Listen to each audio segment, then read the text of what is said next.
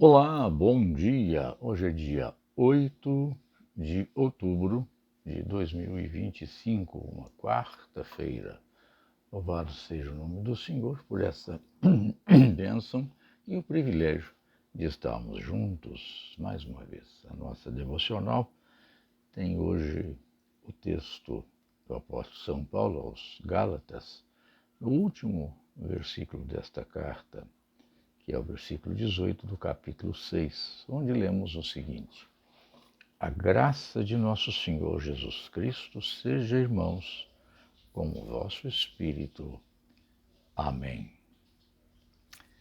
Falamos ontem, no verso 17, quando o apóstolo Paulo diz: agora, quanto ao mais, ninguém me moleste, ninguém me perturbe, ou seja, eu já expliquei, expus, ensinei, doutrinei, justifiquei, sustentei as minhas posições sobejamente. Então, ninguém mais agora me incomode com qualquer inquirição. Além disso, ele disse, porque eu trago no meu corpo, as marcas de Cristo, ou as marcas de Jesus. Então, primeiro, não se trata de nenhuma marca de sentimentos, amor, bondade.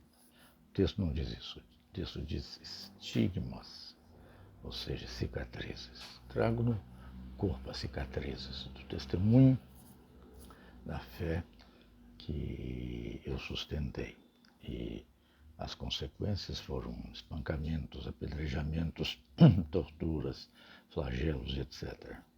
Então, não é a circuncisão que ele também tinha, mas estes estigmas, essas cicatrizes que também não tem nada a ver com qualquer projeção dos ferimentos de Jesus nas mãos, do lado, nos pés, em alguma pessoa. Então Paulo não tinha esses ferimentos. As cicatrizes que ele trazia eram das torturas que havia sofrido por amor a Cristo. E agora ele fecha a carta com esta expressão: a graça de nosso Senhor Jesus Cristo seja, irmãos, com o vosso espírito. Amém. Primeiro, ele fala da graça, ele reforça então uma ideia que ele sustentou toda a sua carta sobre a graça como expressão manifesta na lei, mas a lei em si e por si, devido à nossa condição, não pode salvar. Então Deus renova e reforça a sua graça,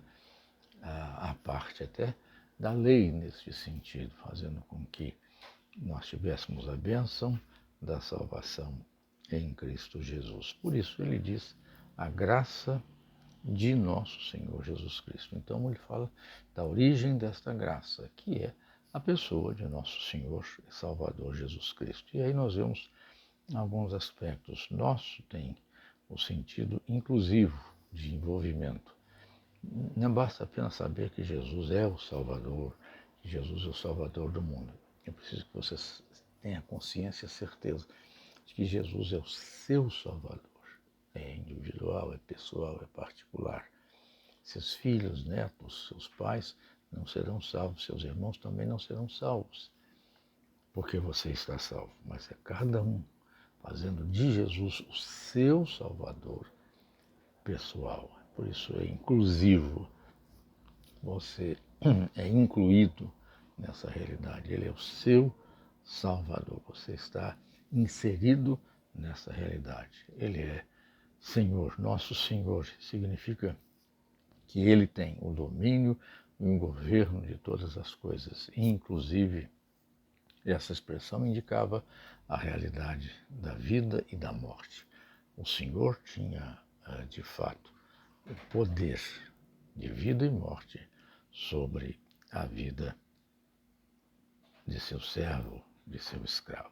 Ele diz, nosso Senhor Jesus, isso é uma questão agora pessoal e de identificação. Então, Jesus é, na verdade, humano.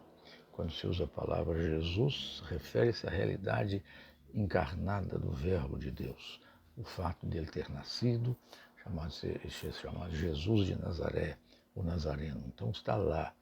É uma realidade de identificação pessoal em relação a Jesus. Ele é uma figura histórica, humana, plenamente humana. Não é uma ficção, não é uma invenção. Ele é uma figura humana. E ele é o Cristo. Claro que Jesus é uma identificação pessoal e agora você tem uma identificação, além de pessoal, funcional.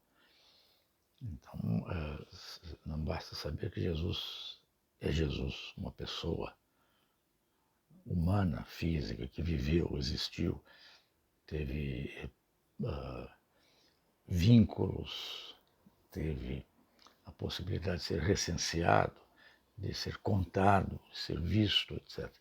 Mas sim a questão funcional, aí é fé, que ele é de fato o Cristo, o Messias, o ungido de Deus para trazer a redenção. Essa graça, portanto, que temos é a graça de nosso Senhor Jesus Cristo.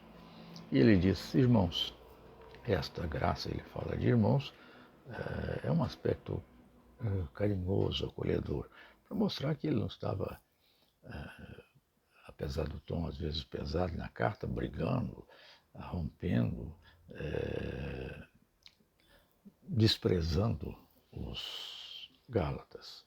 Não, não, ele os considerava como irmãos, acolhidos pela realidade da fé num só corpo, que é a igreja. E ele diz, então, irmãos, de forma carinhosa.